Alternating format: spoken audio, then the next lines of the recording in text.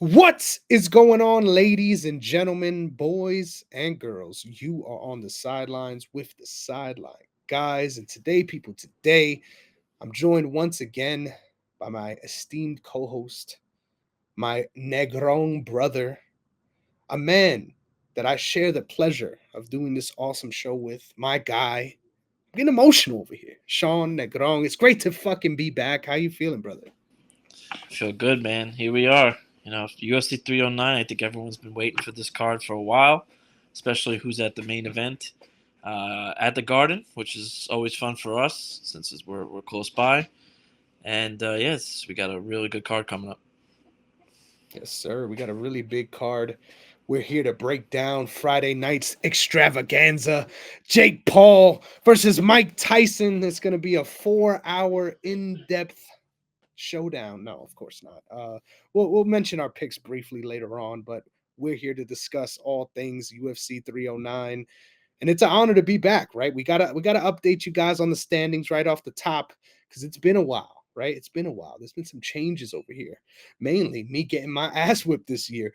But our overall head-to-head standings are as follows. I'm sitting at 295 wins, 164 losses, 4 no contests, which brings me to 64% overall. That's a very high clip if you ask me. But my guy Sean absolutely took it upon himself this year to take me to the back of the woodshed and just absolutely whip that ass. Like, I didn't deserve this, but goddamn, this man is sitting at 311 wins, 149 losses, 4 no contests, which brings him to 67.46% on the year. Can we just fucking talk about this real quick? What is the key? How are you so dialed in? And why does this make me hate you? Because this is the only way, right? I can get a genuine smile on this man's face, right? When I sit here I just gotta feather the ego, right? If there's anything other than me being competitive with you, this guy's just angry. But that's a damn smile if I've ever seen one. Sean. How you feeling? I feel good. It feels good that going up against the MMA guru himself, that I'm able to at least keep up. And this year has definitely been in my favor. And I'm trying to be humble here as the train comes by. But it feels good. It feels good this year to be able to. I don't remember who won the pick'ems last year. I feel like I did by like a hair, but I think this one's definitely been more weighted towards my side. Luckily for me, and then now I just got to do my part on the dynasty. That's a great question. Yes, you did win Pick'ems last time as well. So clearly, this man's got a lot going on. I don't know. You hype me up too fucking much, brother. But with that being said, Dynasty is also a thing, ladies and gentlemen. And I am currently sitting for this year of our Lord 2024 at 133 wins, 85 losses, 3 no contests, which brings me to 60.86% on the year. And I've got a grand total of wins that is much higher than Sean's, but he has been keeping the losses at a minimum. So he's sitting at 129 wins, 75 losses, 10 less losses than I have, and 3 no contests, bringing him to 63.04% on the year. So he is up on 2 out of 2 of the categories. Thank God, ladies and gentlemen, that I still have one redeeming factor to discuss. Your dynasty run this year. Honestly, as I looked forward to the rest of these cards, you're about to get cooked this week. You got some real interesting matchups coming up in the future, and we got a lot Yes, of sir. head-to-heads, right? So there's a lot of time for this part specifically. That the pick'ems Definitely. I think is locked, right? But dynasty, this never ends, right? First of all, but our eye to the future here. I'm feeling good, even though you're up right now. So how you feeling about your run in 2024? Yeah, that's why I feel good with how it's been so far. But I always say, besides when I'm fucking around, I always know that it comes down to that final card, and I know that even if I am able to hold off and go out on top this year, I do know there's a couple picks, and I said this right before we started airing. Like, there's a lot of picks that I can't wait to get off my team. One of them might even be on this card itself. Um, but there's definitely some mistakes that I've made. I was wondering this too, and I wanted to ask you this: with the percentage that we have in Dynasty, is that considered a good thing? Like, being in the 60% while picking Dynasty for the future, is that a good thing that we're in the 60%, or should we be higher off because we're picking mainly guys that are in their, heading into their prime? Some guys, yeah, we're taking towards, in their peak or towards the end of their peak. One fight, you kind of just hoping for like 1 to 2 more fights and their wins, and then they kind of ride off. But I feel like we should be higher up. I don't know. So I got to give you some perspective on this, right? Because when it comes to other situations, right, you would think 50% that's average, and you're barely above that. But when you consider the reality of combat sports, right, there's one winner and one loser each time this shit happens. So anything above 50%, you're already at a winning clip, right, for the year. Obviously, we would love to be at the 70 percentile, but we're doing a lot better than most other podcasts. But just throwing it out there. But also when it comes to Dynasty and the outlook, I would say, yeah, it's good to be in the spot that we're in. I think anything, funny enough, below 50 is where, oh shit, like, yeah, we might We flip a ass. coin. You might as well just flip a coin at that point. But yeah, I Yeah. think relatively we want to be better. But we're doing better overall when we consider our final category, Dynasty since the beginning, right? The beginning of Beginning time. of time. Yes, sir. And I'm sitting on a good Right. lead now. I'm feeling really good, but this is insane, all things considered. So I can't wait. My fighters just fight a lot more than yours, apparently. I'm sitting at 180 wins, Mhm. 107 losses, and two draws and four no contests, which brings me to a percentage of 62.46%, while Sean is sitting at 175 wins, 105 losses, one draw, and three no contests, which brings his total percentage to 62.32%. Sean, So I am winning I have by seven point. less than you. Yep, and I'm winning by 0.12%. So speaks to how close this run Wow. is right now. This is a Wow. very great battle. I think the work you've done to make it close in this year's dynasty is really showing off in the overall standings, right? So I actually just reclaimed this back from you. Previously, a couple weeks ago, you were up. So here we go, man. I'm sitting at 2-1. I mean 1-2. I got my back to the wall, cocksuckers. But we got a goddamn card ahead of us. Sean, Hell yeah. why don't we let the people know before anything where they Mm. can find you and all of your amazing musics? I guess find me on my website, bsreports.org. If you ever want to get started in the sports writing industry, you can hit me up there. You won't be able to find Chris, but hopefully, maybe you will one day. Mhm. Can't find me on anything else on social media since I've been banned for no reason whatsoever. But my email is in that website I just described, and hit me up and I'll help you. I'm so sorry. When it comes to the BS reports, I'm a lost soul trying to find my way. I might need Peter The Pan funny for thing some is direction. you're not. You're just. I've never seen a man push off something more. Especially when he got mad at me a whole year ago when I said October, Yeah, yeah, and no, he was no, all that like, was, "How dare you? Like, it is are you kidding November. me?" It's November. It's A year November. It's later. 13 months later. And it's like Oh it's man. gotten worse. The plan is even worse. There was actually like we're at what? Here's the real question: what will happen first? You coming and Ayo pause.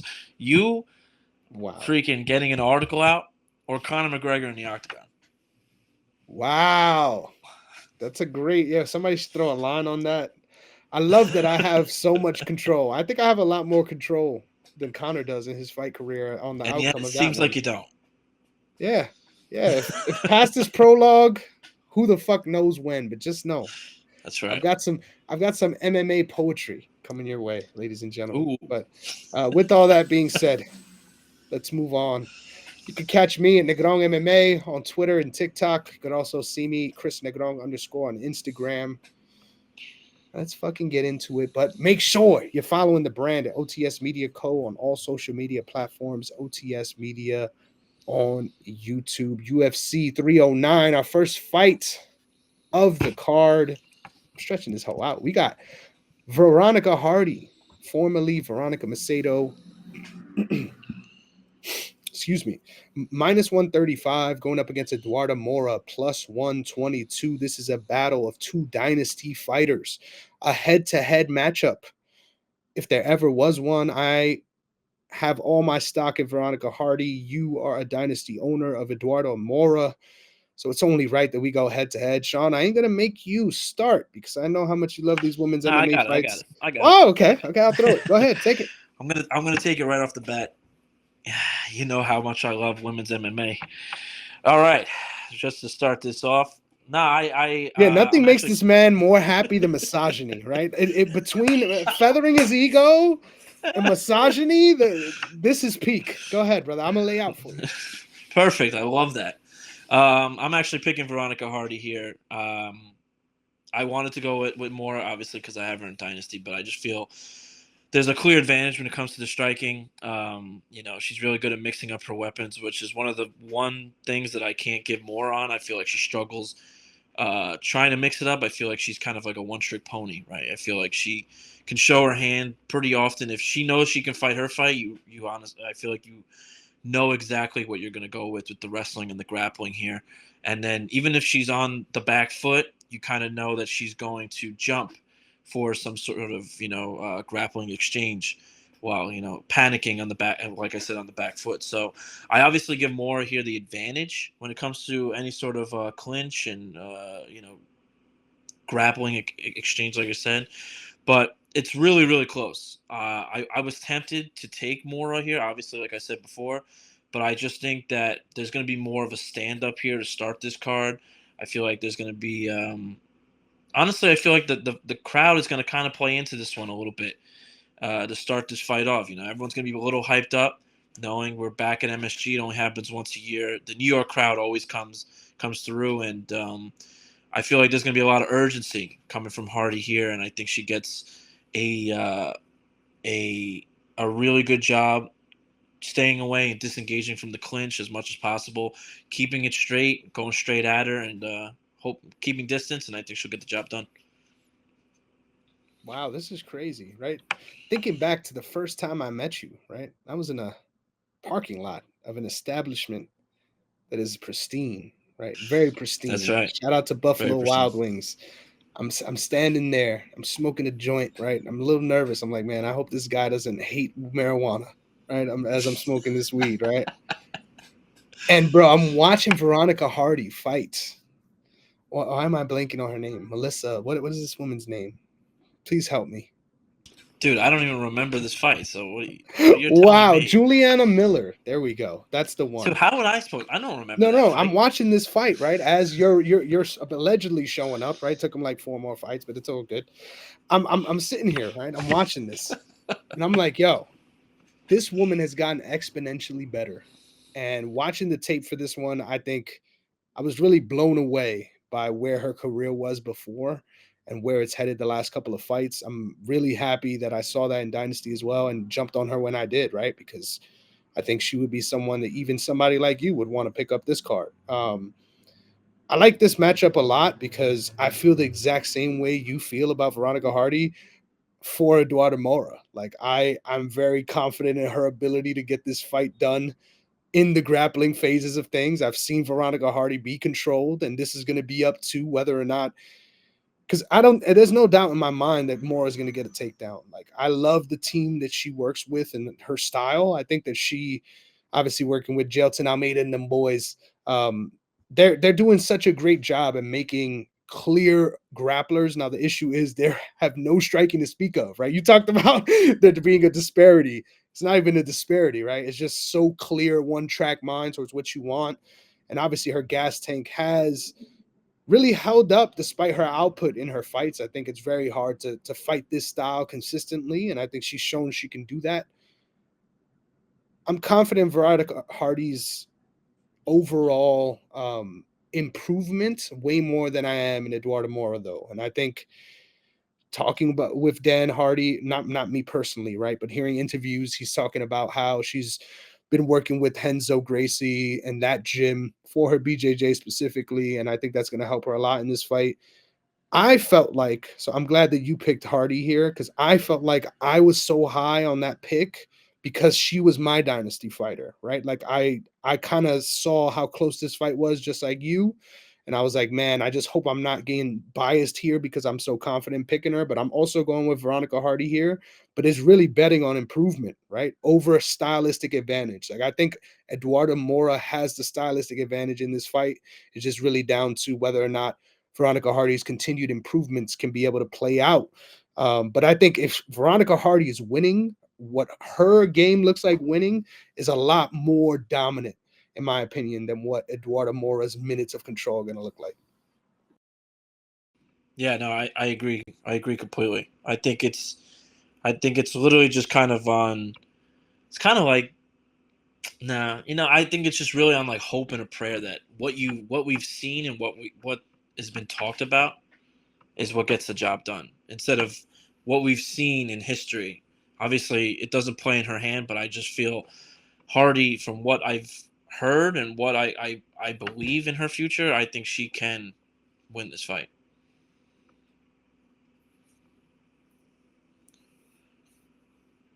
Weight division. Oh, look at that.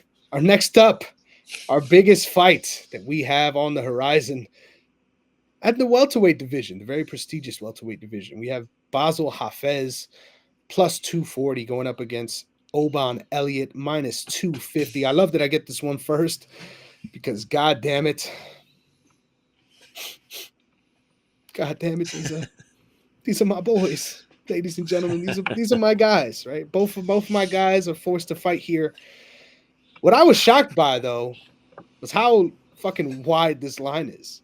I think Bassil Haffez is clearly the better athlete of these two, and we saw what that looked like in his last fight as well. Obviously, it didn't work out in the best scenario, right? But we do what we got to do here. I think ultimately this fight is gonna be a fucking dog fight, right? I think we've seen Oban Elliott get buzzed by a strong striker in Val Woodburn, a sturdy striker, not necessarily the cleanest guy out there, right? But Bassil Haffez clearly has fought the greater opposition. Looked really good in fighting JDM, but of course, I think we look at that more so like, damn, this was such a awesome performance because we didn't expect anything coming in on short notice. But then after that, came away very unimpressed until I watched Micky Gall's tape, and then I was like, man, this guy's actually improving as well. So I don't know how the fuck to feel about Bassil Haffez, right? We oversold him on a loss. Now I feel like I want to sell him on a win. But this matchup, I think he has a clear path to victory with just buzzing Oban Elliott and trying to be that more hyper aggressive athlete in there. Ultimately, though, I think skills pay the bills, and I think Oban Elliott can control him on the feet or on the ground. So give me Oban. Yeah, to me, I think this comes down to how Haffez looks by the middle of the second round. I think he is very powerful, but I think the cardio the gas tank goes out, pretty early on. I think he throws with a lot of power, and I've seen in his last couple fights that by the time he gets through 2 rounds, you could see the huffing and puffing going through there. So I feel when it comes to Elliot, it's such a major advantage for him and he's one of my favorites when it comes to the wrestling and the grappling because he's one of few, but one of where it's so distinct that like when he takes you down, it's not just like hold you down, try to win the round via points. He really goes after you on the ground, like he's trying to like literally kill you. Like you did something personal to him. He takes you to the ground and he will beat it out of you. Hey, yo, pause. Like he will make sure that you don't come back up from that. And to be honest with you, like I think Haffez has a really difficult time handling someone at this level of grappling. I think maybe he could find a way to get back up the first time, but I feel that Oban's going to make sure to try to stand up with him the first round, try to read him out, maybe even land a couple shots on standing up. But then I think he's going to go to work. End of the first round, all the second round, and really try to drain everything from Haffez. And then I think the third round, honestly, I have Elliot via knockout. I think Elliot will stand up again, and then I think Haffez will be completely drained from all the constant ragdolling he's about to endure. And then I think Elliot just absolutely takes control here. If there were ever a way to swing it, I would say Haffez via first round knockout because that's definitely a possibility. But if it goes beyond that first round, I think it very quickly becomes Elliot's fight, and I think he will absolutely take control. Love when we could get convicted on the true outcomes of this fight, because you already know that means Bassil Haffez is about to get a quick club and sub. Next up, we move on to another fight in the welterweight division. We got Micky Gall, Mr. Mickey, you so fine, minus 138. Hey yo, boy, time out. I was hyping up the song. God damn it, you got me a little flustered now. Ramiz, Brahimaj, plus 122. I wish I was going first on this one, but god damn it, you are. Why don't you open it up, Sean? Who you got? Well, you know what? I honestly, I'm not gonna say too much about this because I was just talking to you about this off air, and I feel that you have something waiting in the trenches to get off your chest. So for me, I was just saying to you off air that's like I can't even believe Micky Gall is still in the UFC after all this time. Like I feel like I've been watching him for like a decade now, and the fact that he's only a 7-6, it's kind of shocking that you see him in the UFC with a record like that. But at the same time, he did get hurt. You know, he had that long comeback, and I will honestly say that he looked good in his last fight. Like he looked rejuvenated. And while it didn't work out for him, I do feel that he's gotten much better in the later half of his career than he ever was as an up and coming prospect. You know, like he is someone where I think he was, rated pretty high up. You know, his name was pretty big from one of his previous early fights in the UFC, and then dropped off significantly, got hurt, and then came back, and people were like he was kind of thrown into the fight because I don't remember if he was an injury replacement or he was injured, so they gave him one final shot. But I think he looked really really well. Like I actually felt like that was the best fight he's ever looked, even when it didn't go as perfectly planned as he expected it to go. So if he does his homework here, I expect him to be able to find any way to win. If it's wrestling heavy, if it's trying to go the boring way and just via points, or just sticking to boxing, sticking to movement, kind of keeping this to the outside of the cage. I think there's definitely multiple ways for Gall to find a way to win this fight, and I can't even believe I'm saying this in the year 2024, but I'm picking Micky Gall to win via unanimous decision. But I honestly think that this is going to be a 30-27 sort of fight, and something that gets Gall back not back on the map like as a contender, but back into the UFC's good graces. Oh man, what an amazing take you got here, because I agree with a lot of it, man. Micky Gall, the reason why I love MMA, because when I was looking at this man's record as well as his body of tape, 'cause he's got a lot more tape out there than a lot of guys do in some UFC gloves, but holy shit. Don't just look at a record and assume, hey, this guy's average, because at this point in his career, I don't think Micky Gall is average anymore. I think he's above average in the UFC. And it's weird, right? Because sometimes it's hard to shake the impressions you have of someone, but coming away from really analyzing that last fight, obviously during watching it live, I felt like, holy shit, Micky Gall's looking good here. Didn't know how much of that was like, the tide is just shifting, right, with the way the fight went. But ultimately, watching it back with the little keener eye, I think Micky Gall definitely made a lot of huge improvements, obviously, in the stand-up. I think he is still out strength a lot, regardless of who he's fighting. I mean, Bassil Haffez is an absolute fucking unit, so I don't blame you, right? That's a lot of people are going to be out strength by that guy. But at the same time, I just think his improvements are very tangible. But once again, how much do you rate someone looking good in a loss? When I was looking at the tape, funny enough, on Ramiz Brahimaj, because I got to shout out my guy, because I don't even think you brought up this guy's name. Deserves a lot more respect and credit than you gave him, than you afforded him. When looking at the tape, speaking of, right, rating a guy off a loss, I really wiped his entire UFC run from my memory, right? The only fight that I remembered was no, not I mean, like from watching it live. Like when I watched these fights again, I had no recollection. The memory was gone, right? There was no, oh shit, this is a thing that happened. I definitely watched it when it happened live, but I didn't remember it when watching it. Both of his wins against Sasha Palatnikov and Michael Gilmore are guys that are way long gone in the UFC.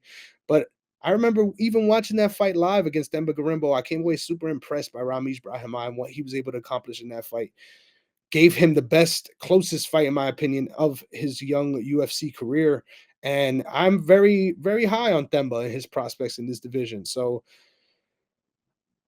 this is a very close fight. I think Micky Gall clearly has some physical advantages when it comes to the height and length, but I'm a little concerned about the strength battle here. And honestly, I feel a lot more comfortable betting on that Fortis MMA team with the improving athlete than I do with whoever the fuck Micky Gall is training with. No disrespect. I think it comes down to a strength advantage, especially on the ground, and being able to get out of those control positions and bring it back to the feet. I think Micky Gall is powerful and he could definitely buzz Ramiz, but I just think he's a more tactical fighter on the feet, especially when he's able to control the fight. Um, if Micky Gall comes out here with a jab, I think this fight becomes a lot more fun in his favor. But I didn't see a very consistent one against Bassil Haffez in a fight where you would also think he needed it. So fuck it, give me Ramiz Brahimaj. I know I hyped up Micky Gall and his improvements, but I think Ramiz is really slept on because of how his career has played out. There's been a lot of breaks in between, but I think now he's hitting his stride in the UFC. I think that's good because now we have. I think it's our first difference between us. Up, we move on to the heavyweight division. We've got number 9 ranked, the first number 9 ranked fighter. The first ranked fighter of the card. We've got my guy, Marcin Tybura, minus 145, going up against Jhonata Diniz, plus 124. This is a heavyweight fight if I've ever seen one, Sean. Can we agree on that? Can we agree on that before I go on a fucking rant here? Yeah, most definitely. Yeah. I don't feel confident about this fight, but I feel like you almost have to pick Tybura here, right? Being the vet, being a guy that we have seen in a lot more positions than Jhonata Diniz. I think ultimately, though, will I be surprised if Jhonata's able to keep him at range the majority of this fight, piece him up, and maybe even eventually knock him out? Not at all. I think the odds are where they are for good reason. But ultimately, man, I think Marcin Tybura has submitted better fighters. I'm looking at you, Tai Tuivasa. So give me Marcin Tybura. Yeah, you know what? It's funny. I feel that this is a weird one for me because yes, it's obviously big heavyweights here, but there's something about Tybura that always gets me, and it's when he goes to strike. I always feel like when he's striking with someone, he just kind of freezes in the moment. Like he'll throw like a nasty combination, and he like stays in the center line. Like he kind of just like looks like he's admiring his work, right? I feel like every time I've seen him uh, either in defeat or even in victory. It almost seems like after he does like one of his best moments of the fight, he's almost it's like he's there to be hit. And I feel like that's something where Diniz can have an advantage there. I think Diniz is going to go crazy with the leg kicks to start off and try to find a way to immobilize Tybura. I think Tybura has a really difficult time once you get to his legs. And I think he's not the fastest heavyweight. He's one of the slower ones I consider. But, I think he's slower but bigger built because of how good his wrestling and his grappling is. So I think if Tybura can find a way to get this to the ground, I see no way that Diniz can find a way to win 2 rounds in this. But I also feel that if Diniz can keep this standing, if can continuously be snappy, push the pressure, I feel like if you continue to snap at those leg kicks, there is a chance to win. And Tybura, and the funny thing is with Tybura, like I just said, when he's becomes so stagnant to the point where he just kind of sits still, I feel like it kind of plays in Diniz's favor because he's got a really quick left hook. and Diniz is pretty good at mastering the at the counter punch. So if there's a way to use that advantage of someone like Tybura who kind of sits still after a big moment, I think there's a moment there that Diniz can land something clean. Granted, I think Tybura will look like he's winning this fight for the majority, but I'm actually picking Diniz via knockout here. I just feel that there's something here that can be exploited for Tybura. I think Diniz is an up and coming guy. Tybura has been around for a long time, and I like Tybura because I think he's literally been in there with almost every one of the big names out there right now. Obviously, except the two legends fighting in the main card, but like you could put his name and you could probably say he's fought the best of the best heavyweights during this time. So I like Marcin Tybura a lot. I'm a big fan of him, but I just feel that there's just one little weakness with him, and I think Diniz is the perfect person to face. Diniz is the perfect person to exploit that weakness, and I just feel I have a weird feeling, and I think Diniz takes it via knockout. I'll go with second round. I don't think it's a weird feeling, bro. This is heavyweight MMA, ladies and gentlemen. It's true. It's true. But especially in this weight class, I just really lean towards the stylistic matchup. And goddamn, there are no tests to grappling in this division, right? There's like Yes. 4 of them, right? And once you hit those walls, goddamn it, they hit hard. But next up, we move on. Is this going down in lightweight or featherweight? I believe it's lightweight. Let I me think it's just double lightweight, yeah. check this. No, it's featherweight. David No, Onama, is it the really? featherweight. He's a fucking ginormous featherweight, man. Minus 900 going up Really? against I have it at lightweight. Roberto Romero plus 650. Coming in on short notice. This originally was supposed to be Lucas Almeida. Sean, you get the pleasure of going first once again. So who you got at 145? Honestly, listen, I'm not trying to be like disrespectful in any way, but maybe you could disagree with me. You could look at his past fights, but is it me or does it feel like Onama kind of gets pretty favorable matchups in the last 2 or 3 fights? I always feel like, obviously, he don't plan for this moment, last second replacement notice, whatever. But I feel like his last couple fights, he's been getting these easier matchups against a bunch of guys that are in UFC today and probably gone within a year or 2.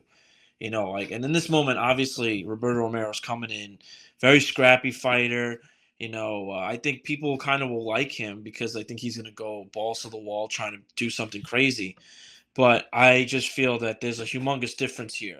You got Romero coming in. This dude has fought everywhere. You've seen him in Deep, Rising, Brave, and now Bellator. This guy, he's been everywhere, and I feel like there's levels, right? Everyone says there's levels to this game, and I feel like this is clearly one of those moments where you have like we need someone quick. Hey, this dude's scrappy as shit. I just saw him, a couple weeks ago. Look at this guy. All right, I can bring him in. Like, just to kind of please the crowd here. It's not going to be a boring fight. It'll actually be pretty fun. And hey, maybe who the fuck knows? Romero could go crazy, clip one on the chin, and we're talking about Romero here. Like, what the hell? But I just feel that levels wise, Onama is just a way better fighter, right? I don't know what the odds are exactly in this moment. I literally said to you going into this before we started recording, I can't even believe that the odds are this crazy right now. It's for a fight that was just literally booked. So I'm gonna go with the odds being as crazy as they are at minus 900. I'm gonna believe it, and I think Onama. I'll predict first round knockout, but I would not be surprised if Romero does land a couple before eventually getting clipped himself, because he's scrappy, but he's definitely what's the word, messy. He's definitely leaves the chin open and he leaves the chin up. Yep, that's a great way to say it. I love that Roberto Romero, though, in this matchup is someone that is willing to fight wherever the fight goes. He's not someone. I mean, this is a very much so a Mexican fighter trait, right? No disrespect. Hell yeah. But it's like I don't have a preference or a willingness to grapple. But goddamn it, once we get there, I'm hustling. And if you give me a position, I'm taking it. So I like that out of his game, especially in this matchup, because I think this is the worst case scenario for David Onama. He's on the Ludovic Klein path. And I agree with you. Earlier on in his career, he fought a lot more impressive opposition. I thought he was in a perfect position, though, coming off that JSP win. Obviously, JSP isn't in the regard that we looked at him before currently, but I still think he's going to turn it around in the UFC. I think that's someone that's also going to have a long UFC record when his career's said and done, especially with the way they love filling these cards, God damn it. But ultimately, man, David Onama is a super underrated fighter, in my opinion. I think a lot of what fails him is in between his eyes. I think when it comes to the skills and the shell out there and what he's able to do, the primitive being, right? No brain, no thoughts. I think he's one of the best fighters in this weight class, like all jokes aside. But I think he is someone that we have seen lose a lot of confidence throughout many different fights and can fall apart. Obviously, he's been through a lot of his career coming from that Glory MMA gym and having to make the change. I like that he's at a big gym, though, like Factory X, and I love the results they have been getting as a camp recently, especially.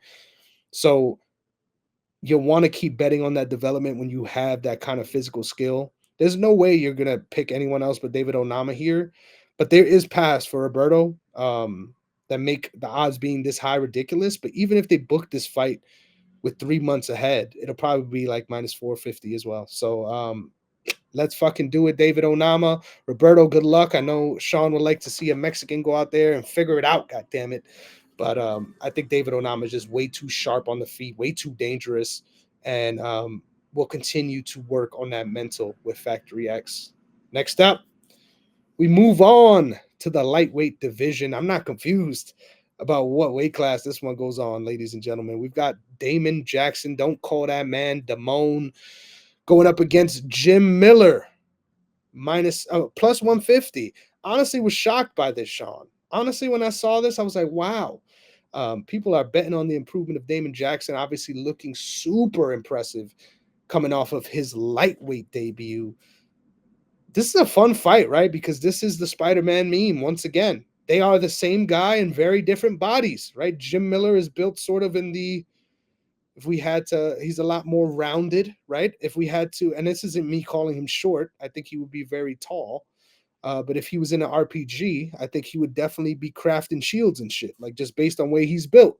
Damon Jackson, he's got that lump to him. Even at this weight class, coming up a weight class, I still think he's much lengthier and rangier than Jim Miller in this matchup.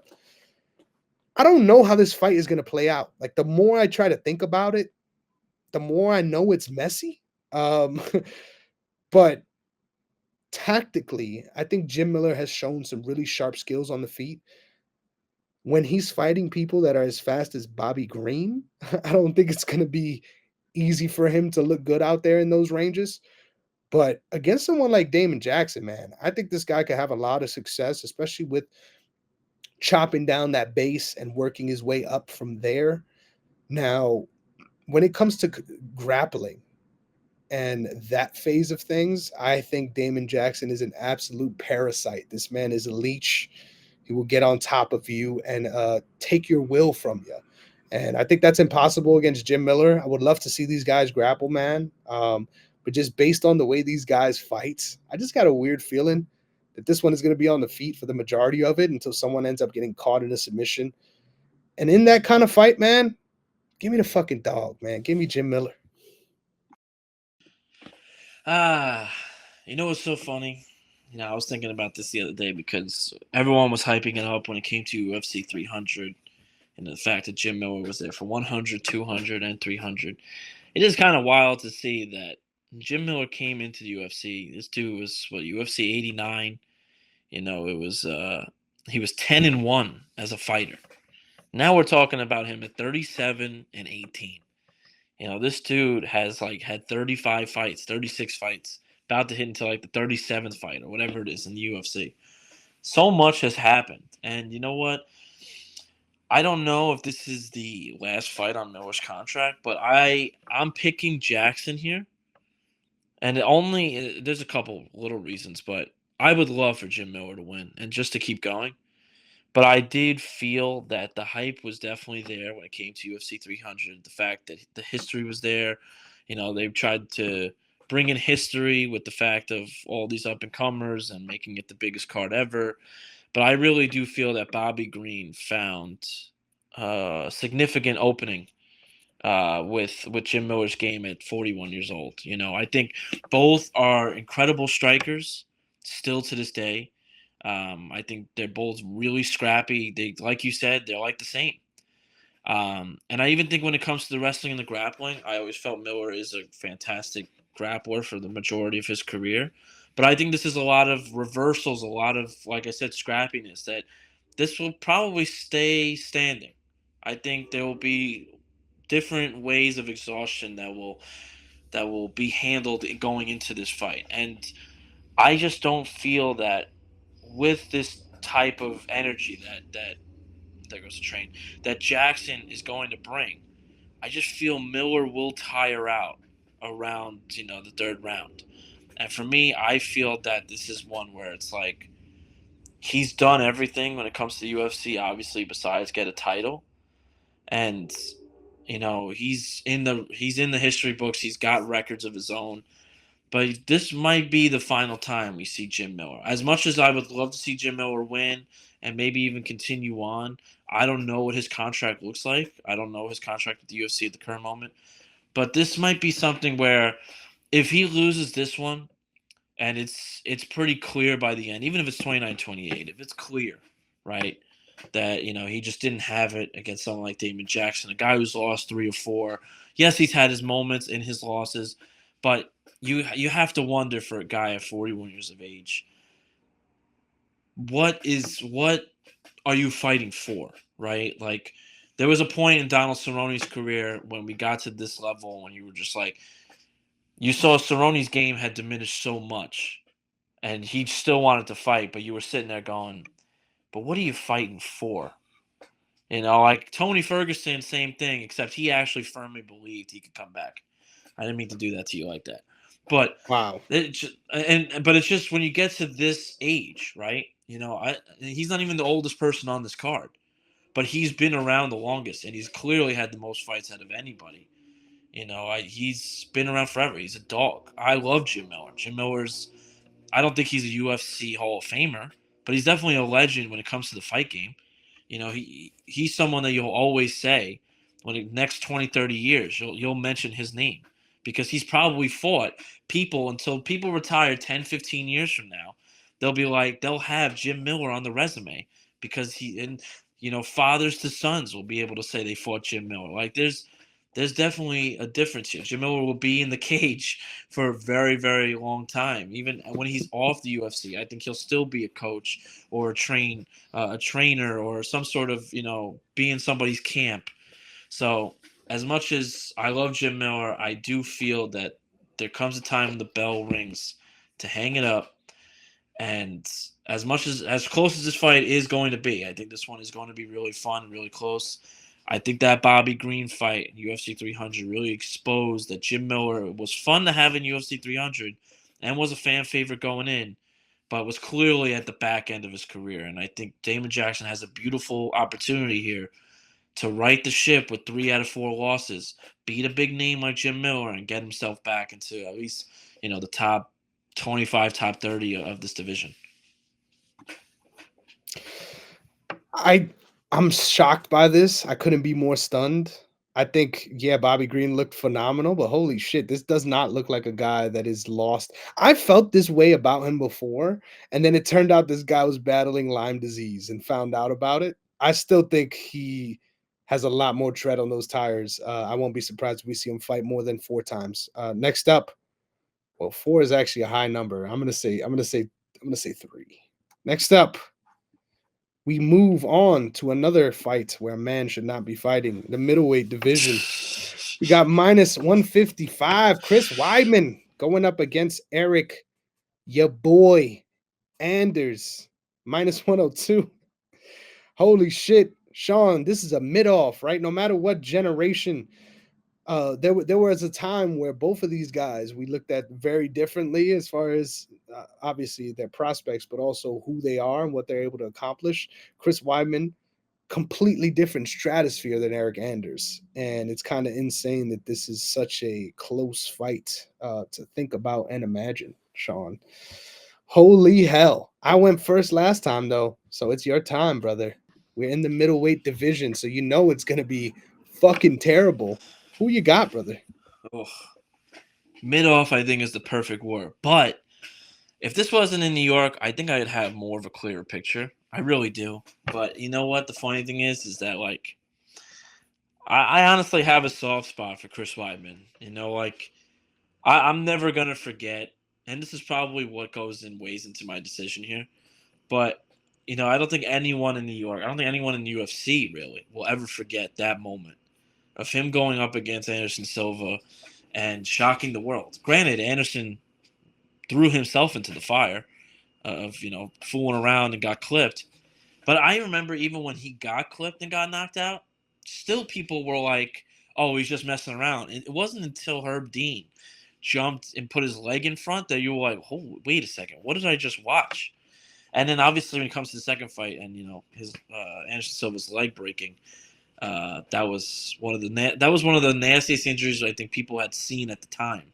That's such a big moment on national TV pay-per-view. Like, people hadn't seen that yet, not too often. So it's Chris Weidman has had a great career. He's been a great champion. That Luke Rockhold fight always like gets under my skin. I still can't watch that fight to this day. It Dude bothers took a me. But beating. Took a he did. beating in Took that a fight. huge beating just to go. And then when you had 205 at the Garden as well, to get beat up by Yoel Romero, that flying knee that clipped Chris Weidman. That was the moment where my heart sank for Chris. Like, this is probably it. Like, not for him as a fighter, but him as like a potential middleweight champion again. So I think for this one, age is always a factor. And I think Chris has a new way of winning via eye poke. You know, I think he knows how to get it done. You know, I think honestly though, I think he's nowhere near the same fighter he was, maybe at 25%. But I really do feel that he has heard all the critics. He wanted to come back and get a legitimate win under his belt since that, you know, really devastating leg injury that happened to him. You know, who would have thunk it all those years later, you know, to happen to him. Took 2.5 years off, came all the way back. Did not look good in his first fight. You know, got his leg chewed up. People thought he re-broke his leg again, and then won via eye poke. You know, the eye poke king, the king of eye poke, and not get in trouble for it. That he's got to be up in the top 3 of letting that go. So, Are you crazy?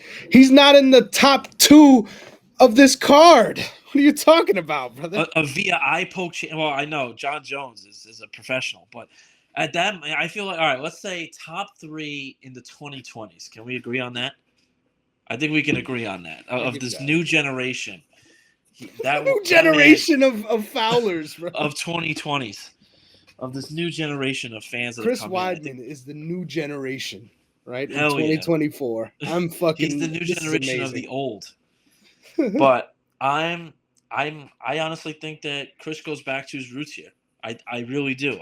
I feel like we've seen him a lot try to be more of a stand-up fighter and try to work, you know, his kinks of like shaking off the rust these last 2 fights of really trying to be a mixed martial artist. But I think, you know, I've seen him on the weigh-in shows. I've seen him outside during his interviews. I've seen him talk while he's in North Carolina, you know, and being in camp over here in Long Island as well. I think he's going to go back to just premier Chris Weidman wrestling. Granted, it's nowhere going to be where he once was, but I think he knows that this fight is probably his last. You know, if he can't win this one, I really don't see a situation where the UFC kind of helps him get into another fight. Even if he's got another fight on his contract, I think they'll try to find a way for him to stop fighting. I don't think anyone really wanted him to come back because he didn't look good before the injury, and the injury kind of rejuvenated his career. You know, I people can argue that, but if that injury never happened, I don't think Chris Weidman is in the UFC at this moment. So I think this fight gets him a win here, and I would love nothing more for him to get a wrestling sort of victory, submission, even if it's unanimous decision. Be in New York, where he has struggled to win in New York. The only win he has in New York, I think, is one or two, and one of them I know is the Nassau Coliseum against Kevin Gastelum. And you were at that fight, were you not? Yes, sir. On my Yeah, birthday. there you go. So like, but I always remember that because he always struggled in New York.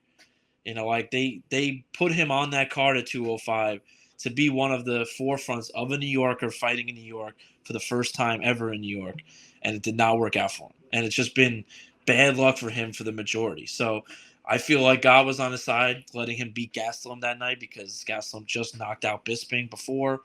And you know what? I think he gets a nice little victory here. The crowd can cheer him on one final time. And then I pray. I said this to you on the show we did a couple days ago. I pray to everything this man retires and just goes out on top like he deserves as a former middleweight champion. He deserves to have the New York crowd behind him as he can go into retirement and people can remember him for what he was. I hope the UFC has one little montage ready for him, a little one, just to show, just in case he does decide to hang it up. And because he deserves a proper send off for being a champion, getting his, what happened to his injury and all that, coming back, getting a victory, and riding off to the sunset. Good for him.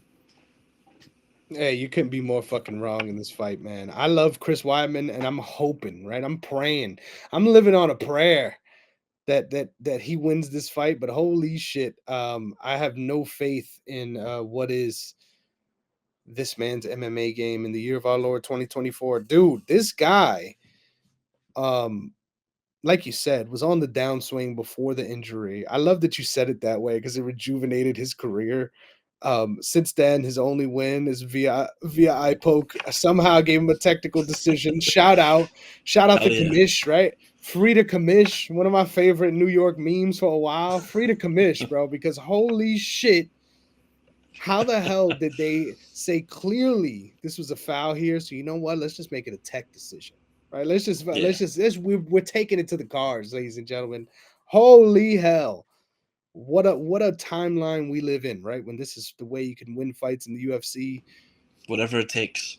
bro. He went tooth and nail, life and death with Bruno Silva, and had to win via eye pokes. And it wasn't just like, oh my God, this sucks that that's happened for him. I thought he looked genuinely good at times, but against a broken soul out there in Bruno Silva. We've seen how his next fight went after that one as well. So, yeah, man, Chris Weidman, I don't think there is a fighter on the roster that I would favor Chris Weidman to be at middleweight. I'm not even joking. Like I genuinely feel this way, and it's sad that I feel that way because it is so far from where he once was, right? And what we expected of him out there.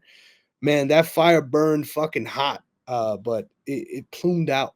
And I think Eryk Anders here, what he has his greatest advantage with the way he spent his time the last couple years in his career is this man has been working on his grappling. And I think the fact that he is the powerful athlete he is, way more of a athletic platform, in my opinion, than Weidman. I think at their peak, Weidman was a way more explosive athlete when it came to the quick twitch and seeing things, right? But I think Eryk Anders is just a way more sturdy, stocky, you touch me and I feel like wood kind of athlete. And I think that lends itself to MMA a lot more, especially when you're fighting someone that doesn't have the advantage that they once had, right? What made him special was how fast he could see things out there and react to them. And given that one of his tires got busted up big time, and everyone knows that that's the game plan, no matter what. It was the game plan for time before the injury. And now everyone knows, good fucking luck. Don't get me wrong. The guy's a fucking maniac and a testament, right, to what it is to be a fighter, right? The fact that he's continuing to go out there, do this. I think it sucks that I'm like kind of shitting on him here, but ultimately, man, I just think, like you said, no matter what, win, lose, or draw, I really think he should retire. I just think Eryk Anders and the way he's been grappling lately. Shout out to the getting victories over guys like Charles Radke by getting a last minute takedown in Fury FC. Lost a couple on the way as well, but you see the intention, right? And I think someone who was a little, this is a big factor to consider, right? Weidman has been fighting for a very long time, right? And he's been competing even longer than that. He is at the end of his athletic window, right? Eryk Anders didn't get to the peak of what he could in the NFL and his dreams to be an NFL athlete. But this man didn't even have dreams of becoming an MMA fighter and quickly became a UFC fighter. Any sort of skill development is going to translate well to his game and what he has athletically, and especially in this division. Don't be surprised if we see a late career Eryk Anders run. Not even saying that just because of who he's facing, just because I think he's a pretty good athlete, and if the skills can meet the rubber with the road, god damn it, this guy might be able to turn things around. But give me Eryk Anders. This fight sucks. Next up, we've got Jonathan Martinez, the number 13 ranked Jonathan Martinez, going up against Marcus McGee, my guy, Marcus McGee, who's the favorite at minus 138. God damn it, that is insane, Sean. Insane. And this man is my dynasty darling. So it's only right that one of us has to go first once again. And this time, your boy gets the honor. This is an awesome fight, bro. Even though I don't agree with where the line is, man, you know I love these guys. And I think Jonathan Martinez has been my guy for a long time. I love the way he builds in fights. This is Masvidal Jr., Masvidal Light. And I love the style, right? Once again, a way more technical, tactical version of that archetype that is Roberto Romero, right? Someone that's willing to take the fight anywhere it goes, but also really just wants to take advantage of beating your ass, right? Taking pieces out of your game through a trait of damage and then finding a way to try to knock you out and get you out of there. I think Jonathan Martinez is a way more laser pinpoint kind of striker, someone that isn't out there watching his work, right? Something that you mentioned earlier. He's out there trying to be very deliberate with what he's landing and then moving on. In this matchup, man, I love Marcus McGee and his style. The dude is an absolute muscle hamster out there. And if he wins, it's going to have to be touching Jonathan Martinez's chin. But I think we've seen throughout Jonathan Martinez's career that even in these firefights, his weapons up the center line and in the middle specifically, whether it be knees, kicks, retreating and advancing. Like, this guy is nasty at catching guys on a straight line. And man, Marcus McGee lines himself up a lot with the way he throws his strikes. I think speed and precision is going to be a big factor in this matchup. And I may be silly as hell if Marcus McGee just goes out there, hits him a couple times, and the night is over, right? That very much so could happen here. But I'm going with Jonathan Martinez, man. I think he is the more complete MMA fighter. We have seen a lot more of his game against higher level opposition, of course. And I think ultimately his ability to stay there in the fire against someone like Jose Aldo, you think he's going to have an issue with making those same agreements with someone like Marcus McGee? I don't think so. I don't think Marcus McGee is as fast either as someone like Jose. I'm just a little nervous, man. I like both of these guys, right? Obviously for Dynasty, one would be a lot better than the other for your boy, but fuck it. Give me Jonathan Martinez. Let me ask you quick. Is this in your top 3 favorite fights to watch Saturday night? It's a great question. There's a lot of fights on this card that I'm not excited to watch. So yes, this makes the cut, certainly. Top 5, I might even wage. It might be right outside the top 5, but it's up there. Ooh, okay. All right, so it's basically at the middle point because I think there's 12, 13 fights here. Yep. But this one, I have to agree with almost everything you said. This one, I feel like really does come down to the first 5 minutes of the fight. I think when it comes to just straight power and ferocity, when it comes from a specific fighter in the first 5 minutes, I think McGee all day.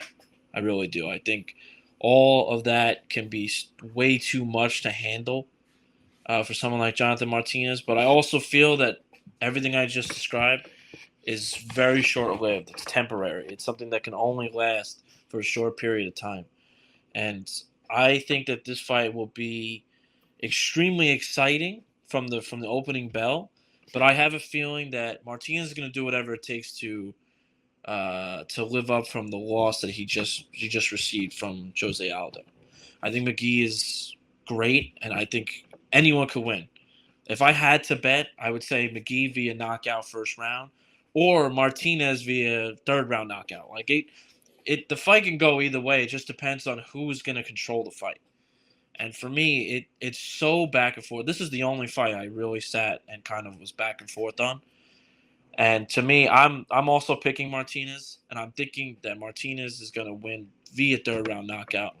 I think that McGee has a tendency to kind of shell up when it comes to if he's unable to land that big fucking punch and put people's lights out. I think he kind of shells up when he gets to the later rounds, trying to conserve energy and kind of doesn't know how to really get himself out of the way of danger. I think he kind of just embraces it and welcomes it until it takes him out. You know, obviously it's happened only one real time, but I think that this fight's going to be super, super close. I think from the start, I have a feeling that Martinez is going to try to work the legs, work on leg kicks, trying to immobilize McGee.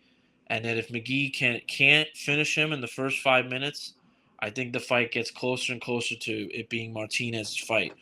It's really close. And like I said, this fight can end just like that. 20 seconds in, McGee clips him on the chin, and we're talking about, fight of the night or performance of the night probably.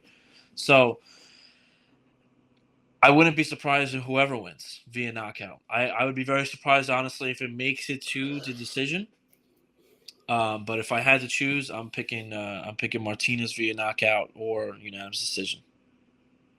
You love to see it. Next up, we move on to a lightweight fight, ladies and gentlemen. And you know what? Why are you saying fuck? What's wrong? You know why. Oh, yeah. It's the dynasty issues, right? These are where the dynasty issues begin.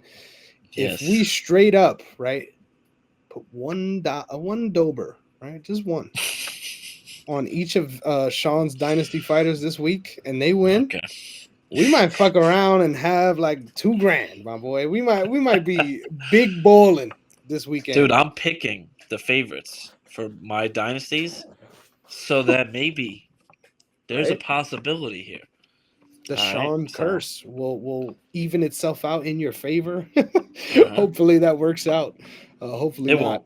But we've got Sean's dynasty darling, James Long top, plus 600, going up against Fighting Nerd's own Mauricio Rufi. Sean, it's your turn to shine, ladies and gentlemen. So why don't you tell us how your boy is going to get it done? Well, he won't. He won't get it done. Can you remind me why you drafted this man? It's a good question. I wish I could go back in time to see what I was thinking in that moment. I don't even remember who I picked James. Who was James fighting in that moment? And to have me think that he had like an illustrious future ahead of him. Like, yeah, he'll win this one, and then I think he's got the next one, because that's usually how my brain works.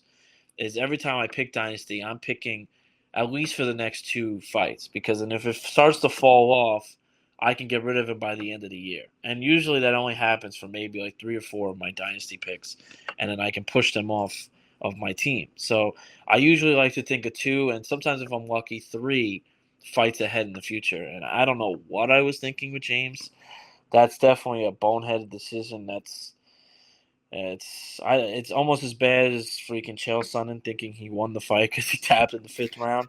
Like it's not my brightest moment, but so I just real quick before we continue, I just efforted for this, so I figured I'd just jump in right before we move on. Take you, ladies and gentlemen, back to UFC Hellscape 12,011. Mateus Nicolau versus Alex Perez, where Sean's first overall pick was James Lontop. My Yeah. second overall pick was Mateus Nicolau, and my third was Ketley Ugh. Supa, while your fourth pick was Michael Figlak. So, hey, I will be honest. We weren't working with a lot here, right? We weren't working with a lot here. But Yes. No. first pick, James Lontop. In a It's same criminal. vicinity, in the same vicinity as first pick Zachary Reese, fucking legend. Fucking legend. And Well, you're and still I cooking me had this Zach year. Reese. Did I Yeah. not? Didn't I had Zach Reese? Then I dropped him, And now he's and then killing. and Exactly. and then I take him after he's won twice. So of course, Yeah, that's see, amazing. sometimes, ladies and gentlemen, that We've both done that though, right? Shout out MMA my has guy worked Mick against me. Parkin. Shout out my guy Yeah, Mick Parkin. We both have done that. yeah, Sometimes you got to be wrong twice, you know? yeah. It hasn't worked great for me when it came to James, but you know what? Listen, him losing via split decision kind of gave me a tiny bit of hope going into this fight. But there's absolutely no shot he's winning this. Like, he lost via split in his last fight, which kind of makes him like look like a legitimate MMA contender, but he's not. Which was a Um, robbery. It should not be. yeah, 100%, 100%. So you know what? It's just one of those things where it's going to be bad. I think Ruffy has impeccable striking. I think it's going to be really overpowering for someone against James here. I feel like the odds are a little crazy, but I do think that, and I only think that because I think James is going to do whatever it takes to kind of slow the fight down. Try to find a way to move towards the outside of the cage, have Mauricio chase him a little bit, and then eventually push the pressure on Mauricio. And then I still think Ruffy will just clip one, and it'll be one of those quick finishes to the fight, especially when it comes to James's ability to be so exposed to body shots. I think there's a real significant way for any way you could look at it. You could go and attack the head. You can attack the body. You can go after James's cardio here. There's so many gaps in James's game right now, and I think I really don't think that this is anywhere near a close fight. I think this is one of the top three most one-sided fights, and I think not even on paper, but this will show in the octagon as well. It sucks, but sometimes you gotta pay the piper, and this is one of those moments for me where I'm gonna have to take a pretty big L. So give me Ruffy via first round KO. Yeah. Mauricio Rufy all the way here, ladies and gentlemen. Dude, I got to ask you right off the top. Oh, Have boy. you seen the Fighting Nerds anime intro TikTok? Have you seen this? I did. I did. Oh Didn't my, Was it bro, you that showed me this? for that whole week, it was the best thing of my life. Like, literally, I showed everyone I knew that tangentially enjoyed MMA. I was like, bro, I remember one time I talked to you about fights. Look at this shit, bro. This shit is tough. And bro, literally, like that song is stuck in my head. Like everything about that just injected into my veins, bro. I'm loving the Fighting Nerds and just how violent all these guys are and what they're able to do out there. Holy shit. Hell yeah. I love Mauricio Rufy's game, right? Starting off that fight against Jamie Malarkey with a fucking leg sweep, right? A good old Yeah. Tekken move. And just something that I really admire about MMA as well is like you would think with the way all this works out, right? The way this has been going on for X amount of years since I've been watching, let alone before that, right? That, hey, after a certain amount of time, you've seen enough iterations of this. There's only so many ways you can fight somebody.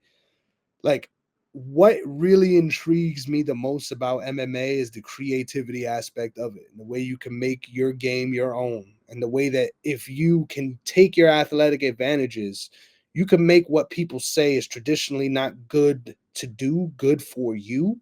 And I think Mauricio Rufy is really good at that, man. This guy's frame is huge for the division, and he's a little hunched over and tight with his shots, especially in transition. Like, I don't think he's someone that is super fluid with his combinations.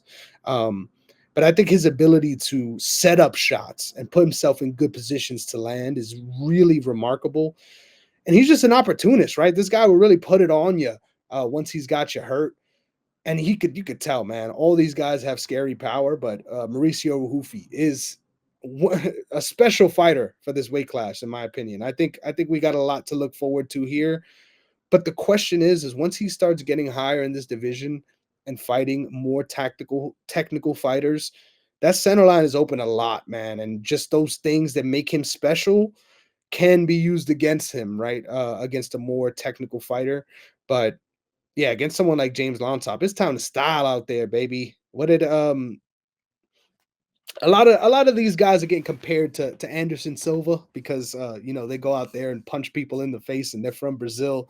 But I think this guy is really creating a style that is unique to him. And I think whenever you get to see more tape on a guy like that, it's just fun to watch, man. So when it comes to exciting fights, I think this is like in my top three, and it's a one-sided fight. So it says a lot about how I feel about Rufy. All right. So that's in your top three, but the Martinez fight is in your top five, or not even in your top five. Oh, that's No, all right. I'm not sure how that shout makes out to sense, my but number one though, because it's coming up, but we ain't there yet, ladies and gentlemen. We will move on to the women's 100 and is this? Let me make sure I'm correct. This 25, right? I said Yes. yes before, and then somehow I was wrong. So Oh, it is this 25. Yeah, it is is 25. yes. Yep. Um, Viviana Araujo, number 9 ranked, plus 240, going up against Sean's Dynasty darling, number 11 ranked Karini Silva. A very favorable matchup to you when it comes to the Dynasty situation. Um, I love that I get to go first on this one because I get to talk about the intangibles of this fight. And you know, the first Mhm. intangible of this fight is mom strength. Viviane Araujo. I don't really understand the particulars of her marriage and partnership. Shout out to her and her family and being able to raise a family with her wife. I don't think she gave birth, but I cannot confirm, right? So I'm not going to talk too much. But I I ain't think saying nothing. ultimately, mom strength. Viviane Araujo is the first X factor of the night. The second X factor of the night is holy shit. Karini Silva is a beast, right? Holy. I like this matchup because Viviane Araujo is so fucking fast and is a little better with her footwork than people give her credit for. I think she corrals a lot of people into shots, and with her athleticism, she could be really snappy out there, almost like a cobra, right? Where she's dancing, dancing, and then she finds her way to catch you. I think that's the big danger here for Karini Silva. I just think when it comes to this fight, though, Karini Silva is just such a different level of athlete in this division. And it's so scary to watch. Like I remember looking at some of her fights, and it sometimes, and I admit this about MMA, sometimes it doesn't really come across, right? You see some of the crasser things, right? That some of these insane athletes get away with, and you're like, yeah, that shit's just not gonna work against someone like Marina Moroz in the rematch. And then she just goes out there and fucking torches her, right? So I think Karini Silva has the potential to be a champion in this weight class. I think if she can continue to hone her skills, she's on her way. But this is a very good test and a very dangerous one. I just think it comes at a bad time for Viviane Araujo. I think if she was on a different trajectory as far as not needing a win right now, it'll be much better for her. But because of the situation she's in on top of the matchup, I can't feel confident picking her. So give me Karini Silva. Yeah, this is one where it's very important for me that Silva comes in and gets a win for my dynasty. I feel like this is going to be one of the struggling weekends for me when it comes to dynasty. I already have, I feel like, two automatic losses already on hand, and I think Silva needs to take this one for me. But I think this fight is close. I actually thought that the odds were closer. Reading at what the odds are listed here, I'm actually a little surprised that they've given Silva more of a window. I thought for some reason when I put my notes in for this card that these guys were like minus 150 or minus 175 at one point. So I'll take it. It feels good in that way. I think Silva's a lot more diverse. I think she's really loose with her fighting style. I think she finds a way to pick people apart slowly. I don't think this one is going to be one where this sets up any sort of crazy takedowns or level changes. Honestly, I think both will find a way to be competitive and produce damage on both sides. But I think this is one where Silva's continuing to get better and better as we move along here in her career. And I think that this one is pretty set up for her. Like I think this is a pretty monumental victory for her. If she can get this one done here at Madison Square Garden, I think I remember us talking about her very early on when we started doing this show. There were the two Silvas who were unranked, but they were on the come up. They were like, number 3 and number 4 best women's prospect coming up. And that's why I remember taking Karine Silva in Dynasty as early as I could because I felt that we would get to this moment. And, I feel like this is a big win for her. If she can win this one, obviously she's fighting someone behind her, but this makes her crack at least the top 8. And, I think they're both fantastic grapplers. I think this looks really close on paper, but I just have to feel that Silva's ceiling is just much, much higher than Vivian's here. So I'm gonna take Karine Silva. I'm actually gonna say unanimous decision. I think this one. I was gonna say maybe via the end Silva can win via ground and pound, but I think this fight will be a little closer than people think, and but Silva still holds off. I fucking love it, man. I'm surprised you think this one is close. Athletically, I could definitely see. I don't know. I feel like this will be an insane story. Like if Viviani wins, especially because of who she's fighting. But we move on to a dynasty matchup. Sean, Yes. aren't you fucking pumped, baby? We've got the great white hope himself. I'm surprised he don't got a ranking yet. Because I won't be surprised if they somehow give him one without fighting a ranked fighter yet. They will. After this fight. We've got Mr. Bo Nichols minus 1,200 going up against the Bear Jew himself, Paul Craig. And my favorite part about this fight is not only is it a dynasty head-to-head, but Sean gets to go first. Yeah. I've heard that line so many times. All right. You know what? Honestly, though, I know I'm gonna get some crazy looks here because I just feel it in my bones. Yes, I'm picking Bo Nickel. But wow. Okay. You almost gave me a heart attack there. Continue. But I think these odds are psychotic. I really do. I think that if this was more of like a minus 250, I'd be okay with this. Maybe even 350. I think minus 1,200 for any fighter is crazy. I'm gonna pick Bo Nickel in this fight to win 4 cents because that's how much I want Paul Craig to shock the world. All right, because you know what? Honestly, I think Paul Craig is so good with the being on the ground, and I think that Bo Nickel has shown obviously some promise when it comes to landing some combinations here and there. But obviously we know him for being a wrestler, and his only legitimate standing up knockout was against Val Woodburn, who literally took a fight like on 4 days' notice, who was supposed to be on the Contender Series. Like he wasn't meant to be there, right? So, granted, I can absolutely see a situation Bo Nickel finds, Paul Craig's neck and, puts him out. But I think Paul Craig is much more of a veteran than people think. I think people are so hyped up on what Bo Nickel can be that we're talking about 2 completely different levels of a fighter here when it comes to history. Paul Craig's been doing this a while. He's even now in a different weight class. He's embraced it. Yes, he hasn't looked good in his last 2 fights, but he's facing guys who you could consider are, especially when it comes to Brendan Allen, a guy right there as a potential title guy. A guy who can potentially fight for a title one day. So, oh shit, we frozen? Are we? I think you're frozen. You're back. I was frozen for a second. I'm back. Anyway, but I think that Paul Craig has fought the best of the best in 2 different weight classes. Even the fight against Baraujo, whatever the fuck. I'm not saying names correctly. Who cares? Yes, he didn't look good. He got fucking put out in the second round. Pause. But again, really great fighter. Fighting someone like Bo Nickel, who's only got 6 MMA fights under his belt, I think there's a really significant difference in gap when it comes to MMA experience. And I honestly believe Bo's going to try to stand with him to mix it up, maybe even go for a couple takedowns.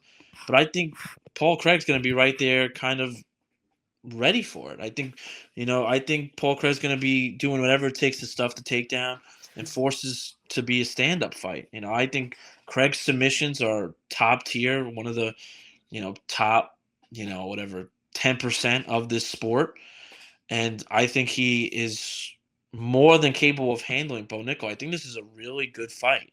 I really do. Like, I in the Bo Nickel fight, in his last fight against Brundage, right? Like, that was a closer fight than people had thought going. Everyone thought that was like 1,500 odds.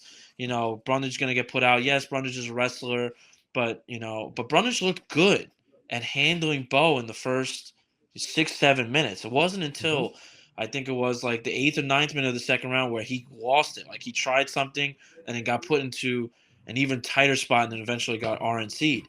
So Brundage really put himself in that position. I think Paul Craig is more than capable of handling himself in this octagon. I would not be surprised if Paul Craig pulls off a crazy upset according to the odds. But I think it's going to be one of those. If Paul Craig wins, which I don't think he will, people will be like, oh, yeah, well, Bo's only had 7 fights. And all of a sudden the narrative will be, it's not Bo. Bo has only had 7 fights. Paul Craig's been around a while. But if Bo wins, all of a sudden he should be ranked because Paul Craig's so good.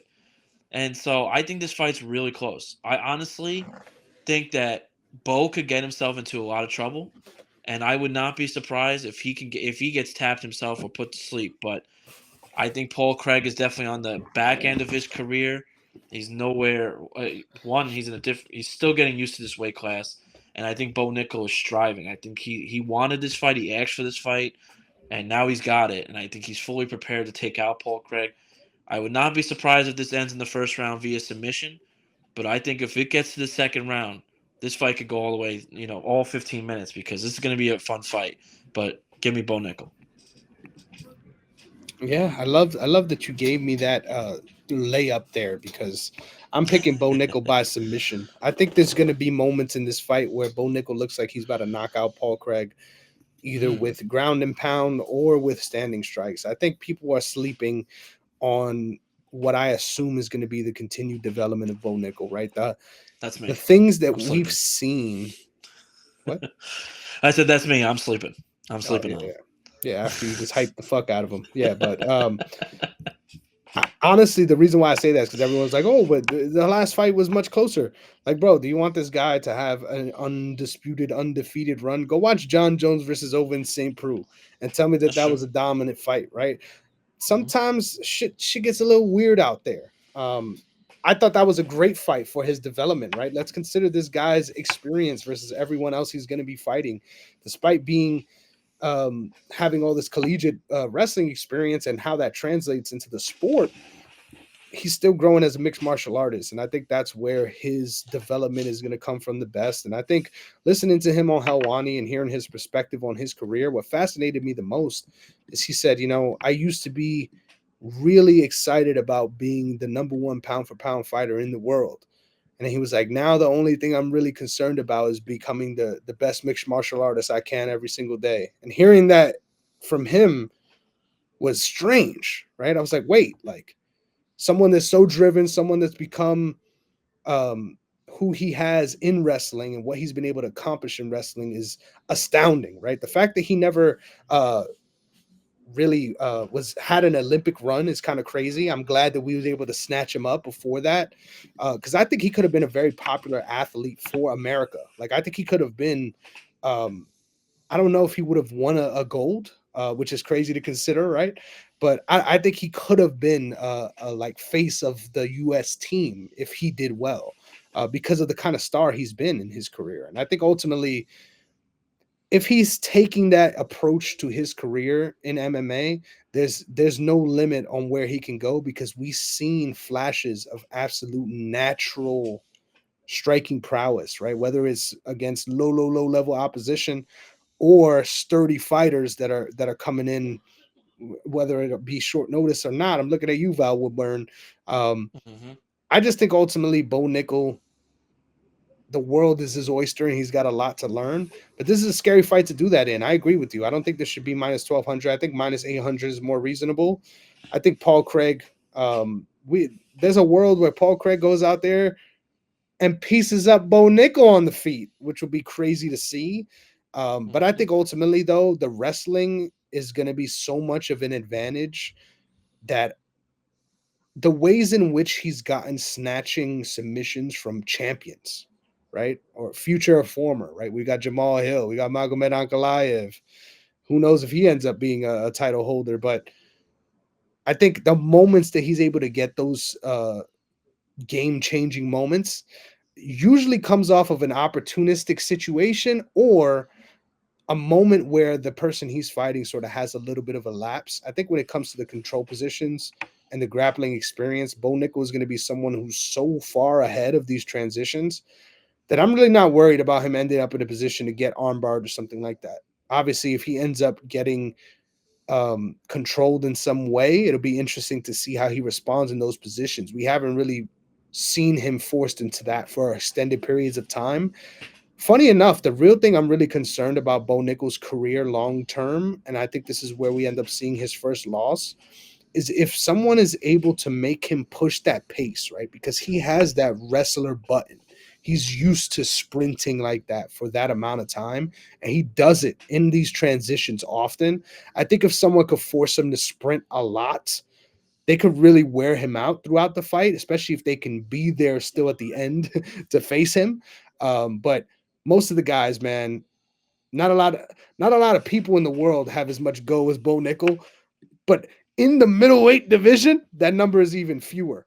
So yeah, very high on Bo Nickel and his future prospects. I think this should be a very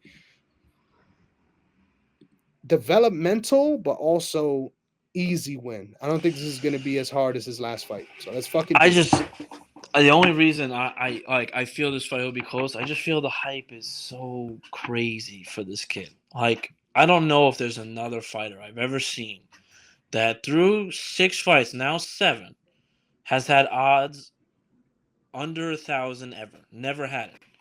This is the lowest his odds have ever been at minus 1,200. For that, minus 1,600, minus 1,600, minus 2,000, minus 2,800, minus 2,400. It's crazy. This is crazy hype story. Like this is nuts. Yes, you put him up against a couple tuna cans to get him hyped up. Dana White's been talking about him since he signed him to the Contender Series. Since he was doing um, the grappling during the invitationals. They were talking about him getting signed to the UFC and really showing who he really could be. So obviously he's had tremendous success in the Contender Series, and it's only got his stock has grew tremendously through each fight. But I think now, I think there comes a time when the hype is there, and then I'm not saying that Bo Nickel can't be a champion one day because I definitely think he can be. I just think that I feel like with MMA, there always comes a point where there's just one fight that kind of humbles you for like one fight or maybe even two. And then you kind of pick up where you left off and then become who you're destined to be. I feel like there's a couple fighters like that. And I wouldn't be surprised with a guy minus 1,200, minus whatever thousand, whatever the odds really are right now again for Bo Nickel. And if he wasn't hyped up, if Dana never talked about him and he was just the next NCAA star from Penn State, but kind of just under the radar, his odds I feel would be minus 300 maybe. But I think the hype is there. I think he wins still, but I would not be surprised if Paul Craig humbles him, even if he loses. That this fight really does go 15 minutes and is absolutely insane. Yeah, I think no matter what, we're gonna get some wild alligator croc rolls going on in this fight Yes. for sure. But only time will tell who's gonna be the winner. We move on to our co-main event. Oof. This is the number one, right? This is the number one overall draft pick. This is the best fight, the most excited we deserve to be, because we got number 2, Chucky Olives, minus 250, Charles Oliveira, Super Saiyan shoot the box himself, going up against the number 7 ranked Missouri Wrestling's own Mike Chandler, plus 215, sharing the weekend with his brother in name, just like you and I, Mike motherfucking Tyson. We got some iron out here, and let's see who's going to be pumping it the fucking hardest. Man, you get to go first on this fight, and I'm glad because I get to just lay out, chill, Why do I get to go first? and relax because I fucking said so. Okay? I fucking said so. That's some bullshit. All right. I went first in the last one. But all right. Who cares, right? Who cares? Yeah, I know he's doing this shit on purpose. This fight's awesome. I don't care what anybody says. I know people think that Charles is kind of going to wash over Chandler here and make this, even easier than the first fight. But if people forget, it's so easy for the casual MMA fan to forget how that first round went between the two of them.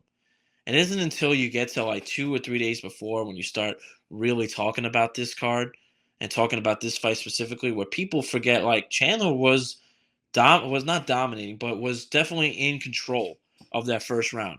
Clipped Charles once or twice, had him on the ground, was really close for it to being stopped. There are certain refs that definitely would have jumped in that night. And we're talking about Chandler as a former champion. But it didn't end up happening. Charles rebounded super well. 10 seconds in, clips him, follows him while he's trying to escape through the cage, clips him again, puts his lights out, I think 15 seconds into the second round. So this fight is awesome. This fight, Chandler's absolutely out of his fucking mind. I think for this one, I wish Chandler would be more of a wrestler, but even throughout his Bellator legacy that he's got over there, I think he's a 3-time champ.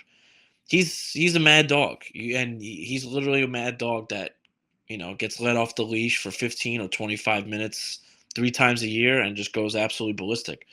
And I think he's a nice guy. I think he kind of fell into the Conor McGregor hype and the red panty night and really wanted it to be, being a Bellator tick, like Conor used to call him. And, looking for that huge payday from what the Bellator was paying back then and even what the UFC was giving him. Had, I think, a nice little 2-year layoff. But obviously, we talked about this off air, and even in the show we just did a couple days ago, that Chandler looks in phenomenal shape. He looks, I think, the best he could possibly look for 2 years off. He looks slimmer. He looks lean. He looks like he's under 170 pounds right now for a guy who hasn't, cut weight yet. So I think matching 155 or 156 weight will be no problem for him on getting to the scale tomorrow morning. But this fight is going to be so awesome.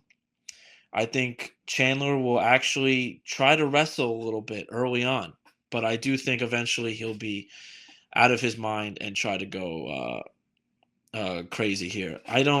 Is this fight, do you know, because I put this in my notes as a question mark, is this fight 5 rounds? It is, yes, right? it is. Even better. Do I think it's going 5 rounds? No, I don't. I don't think it's going 5 rounds. But do you think it's going Charles, 3? Before you continue, do you think it's going 3? Yes, I think it's going 4. I Look think at that. this ends early in round 4. I think there's a situation where both get clipped, both get hurt, and this will be fight of the night, definitely fight of the night, and whoever wins this will get a performance of the night too. I think this is definitely the most fun fight we're gonna have, where this kind of sucks the energy out of the room before everyone is on eggshells when it comes to Jon Jones. So I'm picking Charles via submission, but I'm picking it in round 4 here. I think Charles is looking for a big bounce back victory. He's beaten him before. He's gotten clipped. I think in every single fight in the last 5 fights, he's gotten clipped, but he's always made a way to come back. Besides the Islam fight, even in the Arman fight, he got clipped, and in the 3rd round, he won the 3rd round. And people argue that if that fight was 5 rounds, Charles would have won that fight because Charles looked like the much more refreshed fighter. Arman looked tired, and he looked exhausted. So I have to pick Charles here due to the history. He's been knocked down. He's been a champion. He knows what it takes to go 25 minutes consecutively. What is this now? Besides the Arman fight, he's done 5 rounds, 4 out of his last 5. He's definitely built the cardio up. I think he now just having a son, he's been talking about it all week, that has like rejuvenated him. It's brought a new energy to him of trying to get his belt back. I very much look forward to Charles Islam too. I think that is going to be an incredible fight when that fight happens again. Granted, I still think Islam is the best at the lightweight division by far, but I do think that this fight sets this up as a number one contender, obviously, besides for Arman. For Chandler, to keep this brief, I think Chandler looks good for 2 years off, but I think 2 years of rust to go right into Charles Oliveira is kind of like a trap. It feels like a honey trap where you want it, you think you have it, and then all of a sudden it does not work out for you. I feel like it's like a perfect resemblance of his UFC career, where he looked so dominant in the first round, where he clipped Gaethje twice. Gaethje's on the ropes. He doesn't even know where he is, but Gaethje woke up and then eventually took him out to finish the fight. Dustin Poirier, he had Dustin literally maybe 2 to 3 punches away from calling it off. Dustin was knocked. He was against the cage, got saved by the bell, and then eventually almost got clipped himself in losing the fight. Then the second round, he has to resort to wrestling to win a second round, and then eventually he gets his back taken in the third.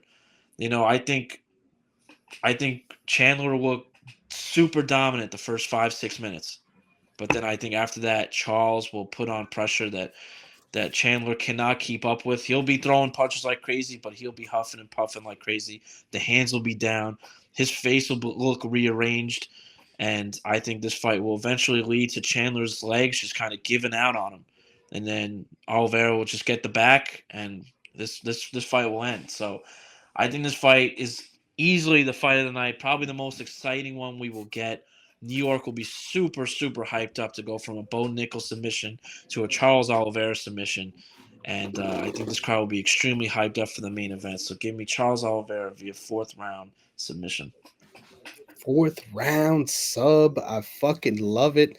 Thank you for taking the baton because you are a soldier. I almost died over here, but we I know, I survived. smoked for a long time. We survived. Because holy shit, that got dangerous over here. Sorry if you saw me fighting through those coughs and all those things going on, but holy hell, this is a fight of all time right here. This is an amazing fucking fight because we get to see it twice. And the first one was so special because, like you said, stylistically, right? All of this is just fucking insane, right? The way Michael Chandler almost got that guillotine and those moments leading up to like you said, those momentum shifts that just turned the fight and then it was just completely over. There was a momentum shift though slightly at the end of that first round too. So it's like there's so much potential here for such a back and forth war. Obviously seeing each other the second time. I think this one, especially because it's a 5-rounder, is going to be a little bit more conservative early on. I still don't think this is going to go 3 rounds though. I think ultimately though, this fight is going to serve Michael Chandler so much if he goes out there and has a game plan. Like the idea of Michael Chandler going out there, getting some takedowns, landing some vicious elbows and getting him out of there. It's very easy to see that happening, right?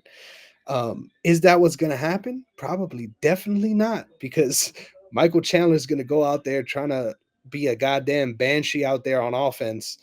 Um, I think if Mike Chandler focused on defense, might be a new mythical fighter, right?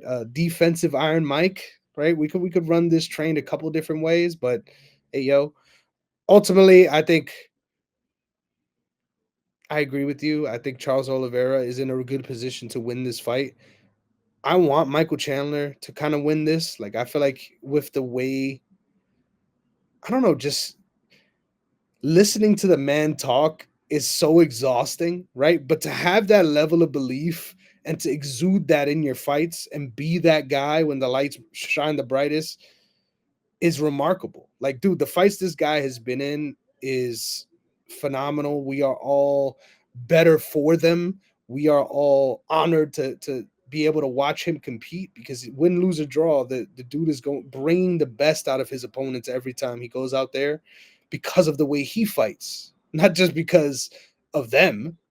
So I just wish that we can get to see a late career run from him where his talents, right, and his potential can give him something a little more tangible for his legacy than just, man, this guy always went out there and did the damn thing. And honestly, in the fight game where there can only be one top dog out of how many? 70 sometimes, right?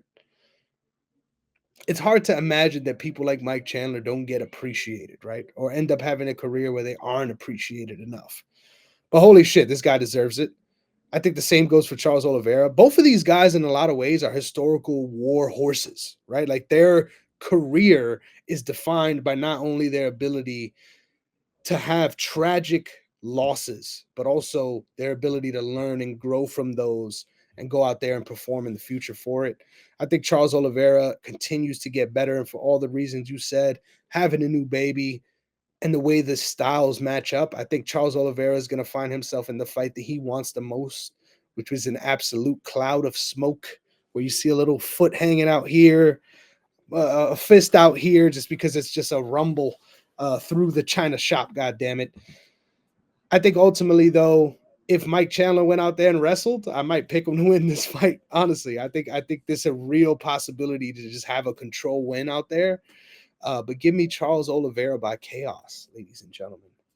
And just like that, I have the honor of leading the dance because motherfucker, it's late on the East Coast, but I'm up for this, right? Because I waited over a year to discuss this, right? Because I think this fight has so many different interesting dynamics. First of all, Jon Jones, the psychopath. I'm a big fan of Jon Jones and what he's been able to accomplish. I'm honored to be living in a world that exists with Jon Jones. To put it in perspective, how his run of dominance needs to be respected. I was a very, I don't know why I'm mentioning this, but I was a very religious person at one time, right? I was very religious. And I never heard of MMA to that extent, right? I've watched some boxing fights. This is around the time I believe I was around like 12 or, yeah, about 12 or 11, 11, 12, one of the two. Um, Never really heard of MMA, but started to train a little bit with one of my friends named Valentino that I went to church with. And I thought, that man, this shit is fun, getting my ass beat right on turf, learning all these different fucking moves. And he was like, hey, why don't you come watch this fight? You know, there's this champ. He's going to try to defend his belt. His name is Jon Jones. And I am now a 27-year-old man. So that's kind of crazy to think about and acknowledge that someone could have a career that lasts that long in MMA. Now, when you consider that they have a career that lasts that long and are undefeated, kind of crazy, right? But I'm not going to steal your thunder, Sean. I think there's a lot of different angles to that undefeated record that can be talked about. I think ultimately, though, when Jon Jones is put into a corner, I think that's the scariest version of Jon Jones. And funny enough, I don't really think this is that fight.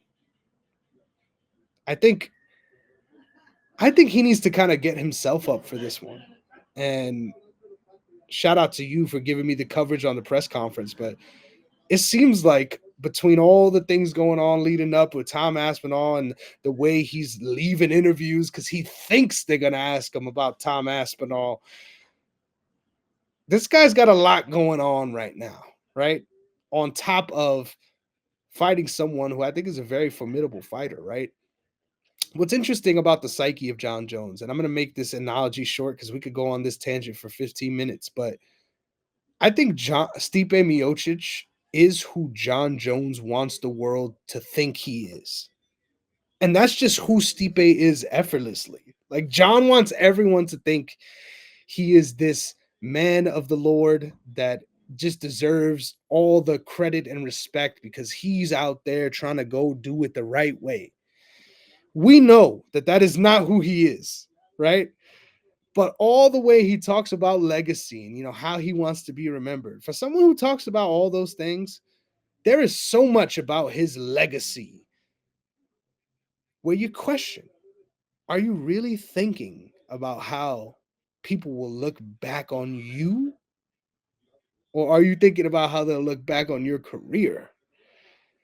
Because most of the time, I think in his head, this fight for whatever the fuck it is at this point, him having his own belt, right? That was something I heard him say too. He's like, I transcend weight classes. I could just drop the heavyweight title if I decide to. This motherfucker really wishes that he could effortlessly be the kind of person that Stipe is. Stipe really is just a nice dude out there, bro. Shout out. Now, ultimately, when it comes to your fighters and who you want out there competing, I'm sorry, right? I'm gonna be honest. If I'm a coach, I think I want a Jon Jones versus a Stipe Miocic. Both of these guys are champs, but to have a natural athlete the way Jon Jones has proven himself to be, mixed with the cerebral, insane fight IQ that he has, so much so that he's downloaded fighters, made their game down to a science in his own brain before he's even went out there to fight them. I think that's an insane skill that is really underrated in a world where some fighters openly admit they don't look at film at all on their opponents. Jon Jones is a really special generational fighter. There's no doubt about that. But the dude's had a very fucking strange career. And this is a very strange fight. I think he's this big of a favorite with all great reason. I think there's no world in which I could confidently pick Stipe Miocic. So I'm letting you guys know right now I'm picking Jon Jones. But I don't even know how I would line this fight. Like Stipe Miocic coming off of a big layoff where he didn't look. I mean, obviously he lost against Francis Ngannou, who I still think is the number one pound for pound heavyweight fighter in the world. But that's a conversation for another day. I think Stipe didn't look too good coming off of that fight, and that was 3 years ago, brother. That was a long time ago. So we have no idea what Stipe is going to look like today. I thought, all things considered, he looks to be in pretty good shape, which is all what you need to see. He looks actually pretty big, bigger than he has throughout his career, but maintaining a very good muscle mass. So that, to me, that speaks to his preparation for the grappling. I think technically, man, if this fight happened like 5 years ago, prime for prime, I think I'm picking Stipe, man. I think all things considered, he has the kind of game where he can stuff the takedowns of Jon Jones and force him to box and make him look awkward out there. I think that's Jon Jones' biggest disadvantage throughout his entire career, regardless of how much of a technician he is. I think he's someone that could really get caught in between a lot, whether it's in between ranges or in between sort of phases. And I think in a matchup like this, obviously Jon Jones has a granite chin and it's never been cracked or tested in that way. I think ultimately Stipe could very well knock out Jon Jones. Like I don't think I have a doubt in my mind that Stipe could potentially do that. But all things considered, I have no confidence in being able to pick him here to do that. At the same token, do I see a world where Jon Jones is able to get a takedown early and submit him early? Yeah. Like, I think with all the time off, once again, I hate just repeating myself, so I'm going to stop fucking saying it, but we have no idea what we're getting with Stipe. So it feels like the safe bet to go Jon Jones. I just think ultimately, I really think that we need this heavyweight title to figure itself out, right? Regardless of what happens here, we need another fight from one of the guys who wins this fight, whoever that ends up being, and Tom Aspinall. I don't care how this works out. Give me any outcome that gets me that fight first, because holy shit, this is such a strange situation to be in as a promoter. Obviously, you're getting this big blockbuster to finish it off, but you would love to have a scenario where you're handing the ball to Tom Aspinall to be this future star for the company after you talked so much about how Jon Jones is this pound for pound great. Why would you not put yourself in that position as a promoter? So, God damn it, I hope that's what we get in the future. But all things Jon Jones is saying, he's running to the to the hills, brother. He's doing everything he can to prevent that scenario from happening. Thankfully, though, all these narratives mean nothing come fight night, and I think Jon Jones is a fucking special fighter, and I think even in that Tom Aspinall fight, we might be stupid to favor anybody else than Johnny Bones Jones. So give me Jon Jones by absolute insanity. Who you got, brother? By absolute insanity, indeed. I think this fight, obviously, I'm picking Jon Jones here. I'm a fan of Jon Jones, always have been. I'm not saying I'm a fan of him as a person, but I think he is arguably the greatest to ever do it inside the octagon. I don't think I've ever had a doubt. I do feel, though, I wonder what the odds would have been 5 years ago, like you said, plus also what the odds would have been a year ago when this fight was supposed to happen. Before I think we were literally were supposed to watch that fight before it got scrapped, and then I was at your spot watching it. So I can't believe it's been a whole year already that I've been at your crib. So Jesus Yeah, Christ, we got to make that thinking happen about again now. soon. Just got to say. Yeah, hell yeah. But it's just crazy how a year goes by so fast. Yep. But you know what? I have to agree with the fact that, and you know what? I said this to you in the show we just did. I feel that Jon Jones is kind of trolling here. I think he's trying to get under people's skin, and especially Tom, because Tom could talk as much shit as he wants.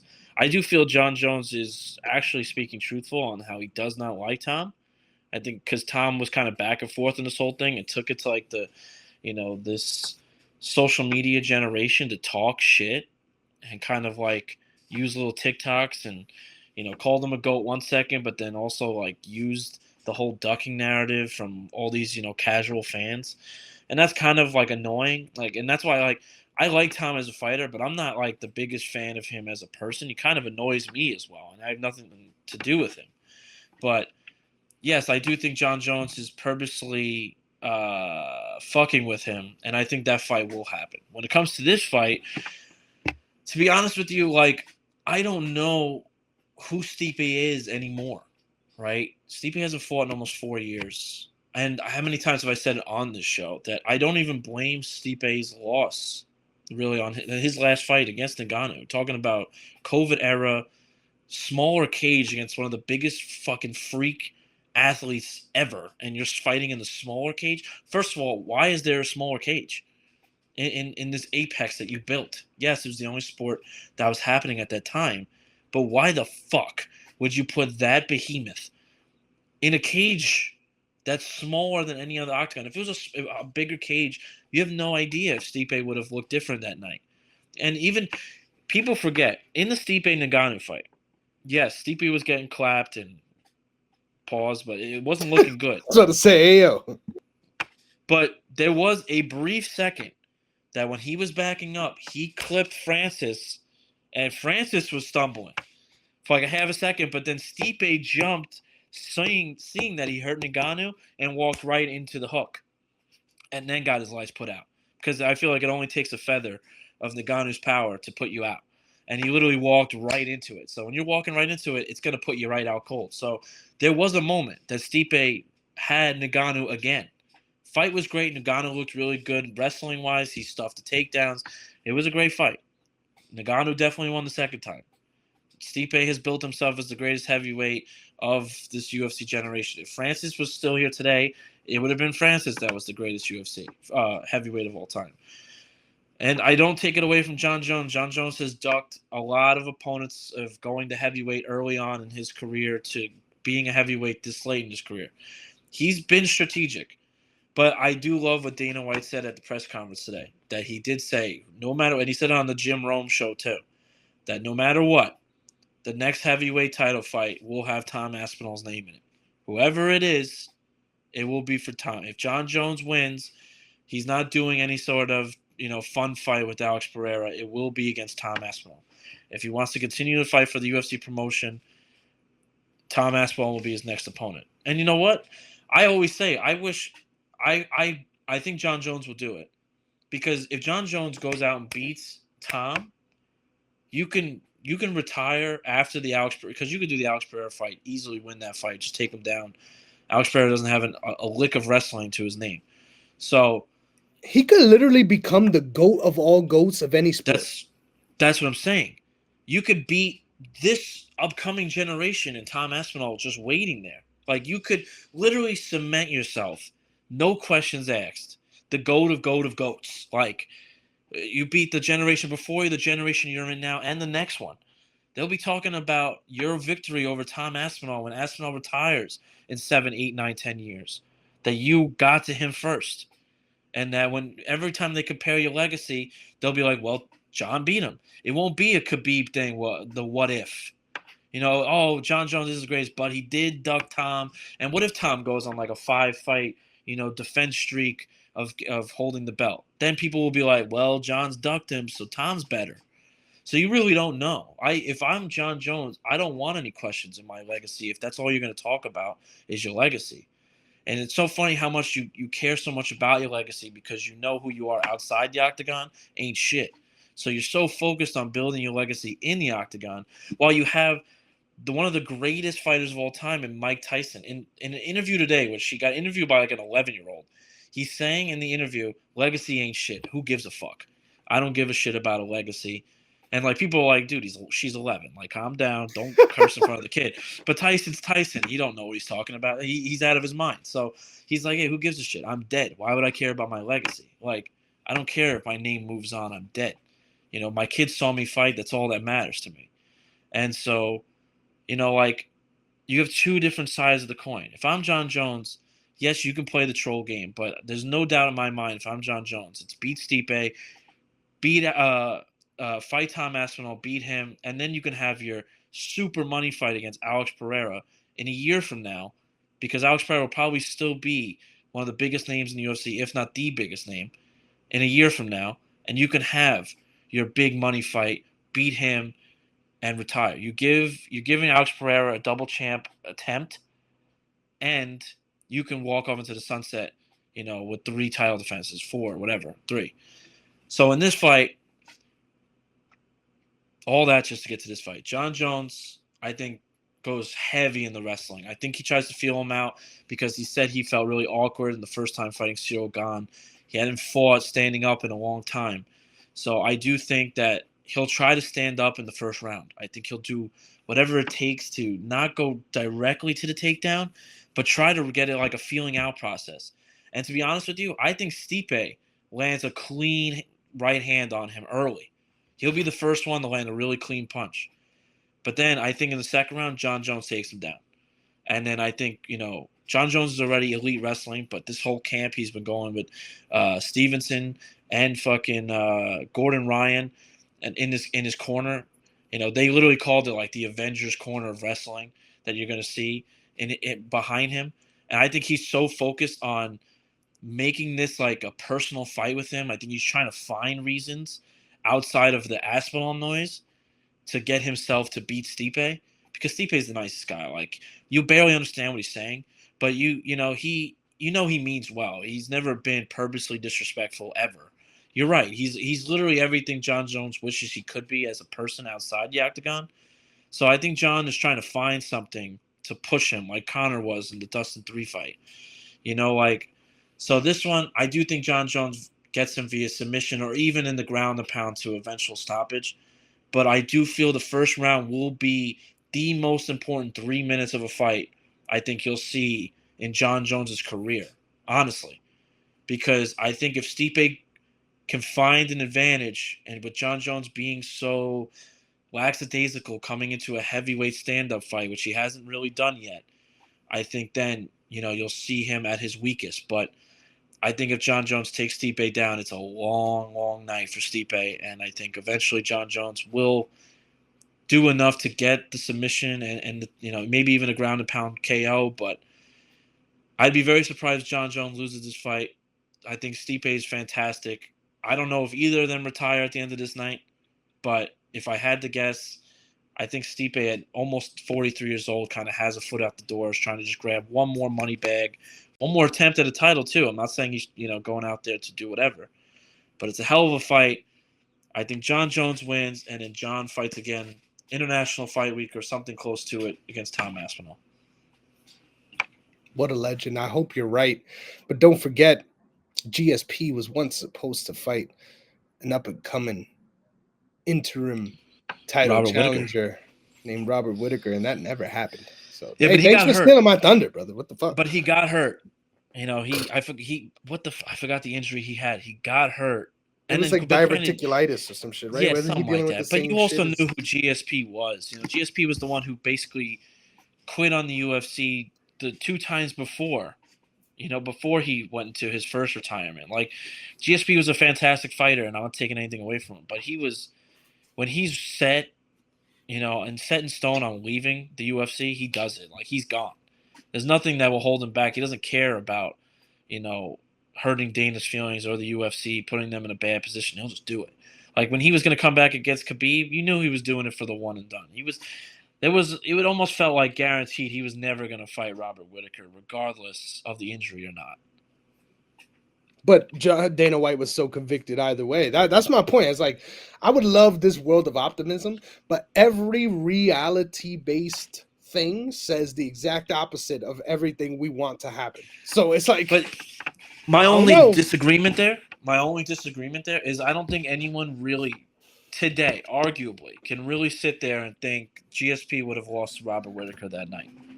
Like, it's definitely a possibility, but no one argues it to this day. Like, Robert would have definitely kicked his ass. Like, there's nobody saying that. Yep. Like, I do think the noise will become so overbearing for Jon that someone in his camp will talk to him, even if he doesn't feel it right now, and people will say, or even Dana will be like, are you vacating the belt or not?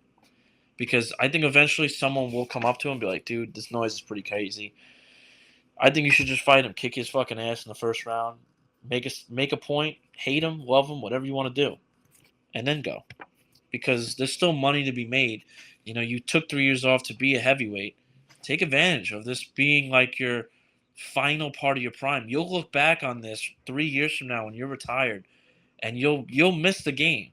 People will be like, nah, I don't miss it, whatever. But there's always a part of him that misses the game, and I think he'll be one of those guys.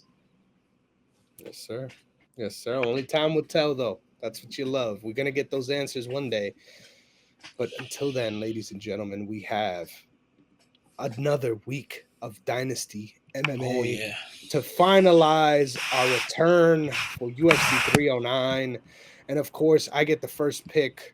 So since I know Sean needs all the time in the world to look for who the fuck he's going to pick for the next 2 and 3 picks, I'm going to make mine very brief so that he can just sit here in silence for great radio. Sean, my number 1 overall pick, it's only right that I pick someone that, of course, is on a lot of people's pound-for-pound lists. Just pick Jon Jones already. Let's go. Yeah, of course.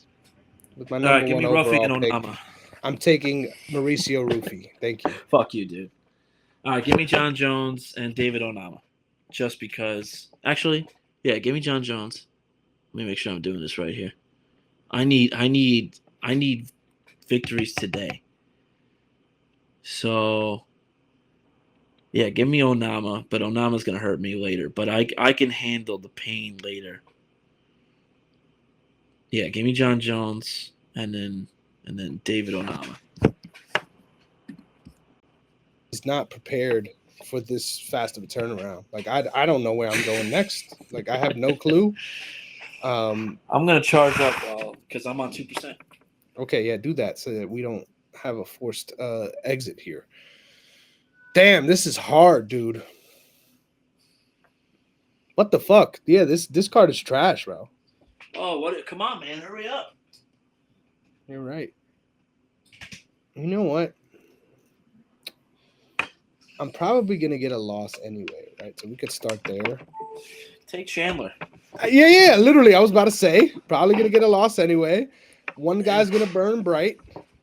So you know what? Give me Ramiz Brahimaj, because if he loses, he's probably leaving the UFC anyway. There you go. That's smart. All right, ladies and gentlemen, and just like that, our agenda is done. We finished all the different things that we needed to accomplish here. Was I muted for a while there? Because I'm so lost. How this keeps fucking happening for a to me bit. today. Yeah, it keeps happening to you. I keep unmuting you. But you were fine. I got you right as I finished speaking. I unmuted you. So Oh, you're the fucking goat, man. You're the fucking goat. This is why my guy Sean is the best co-host out, ladies and gentlemen. But like I said, we've got all of the boxes ticked. We finished all the different things we needed to do. Sean, is there anything else you want to say before we get out of here? that I cannot wait for this card and the future it holds for the main and co-main of this. I think we'll see Jon Jones versus Tom Aspinall eventually. Even Michael Chandler versus Max Holloway for the BMF belt sometime in early 2025. I'll make that prediction now. Stipe will retire. Charles Oliveira will fight Islam Makhachev after Arman. I'll say after Ramadan. And it'll be a very, very fun time. Bo Nickel will get a top 10 opponent, and Paul Craig will continue to struggle in this division, hopefully get a win in his next fight. Wow. Holy shit. You gave me a lot there on the close. I wasn't expecting that at all. Can't wait for UFC 309. But ladies and gentlemen, never forget, if you are ever in a situation where you find yourself across from Jonathan Dwight Jones, that motherfucker will not hesitate to take your life. So just keep that in mind. We'll see you guys all next week. And until then, love yourself. Peace.